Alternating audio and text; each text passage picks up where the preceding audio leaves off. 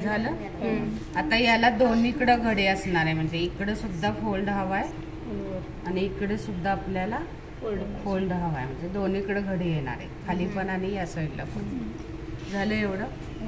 Number द्यायचे, number wise काम करायला शिका आणि डायग्राम काढायला शिका, तर म्हणजे तुम्ही वेगळ्या मापांचं करू शकाल. अन्यथा जर हे नाही वाचलं तर जे आहेत ते एकच करताल, पुढचं वेगळं काही करणार नाही तुम्ही त्याच्यात. ठीक आहे. 2 ते 5 3.5 इंच आणि 1 ते 4 घडीच्या बाजूला आपल्याला इथं 2 इंच घ्यायचं. दोन्हीकडे 2-2 इंच घ्यायचं मॅडम. तिथे 3.5 नाही, तिथे 3.5 घेतला, इथं 2 इंच घेतला, इथं आपण 3.5 घेतला, हा 3.5 इंच ठेवला आणि हा पूर्ण आपला 6 इंच आणि हा 7 इंच.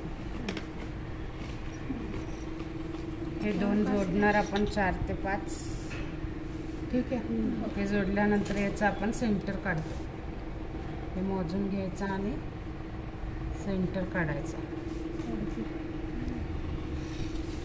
सेंटर काढल्यानंतर इकडं अर्धा ते 1 इंच तिरपा, किती सांगितला? 3/4 इंच सांगितला, पाऊण एवढा.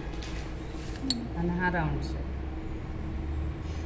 हा फ्रंट साठी असणार आहे राऊंड शेप, हा बॅक आणि हा फ्रंट.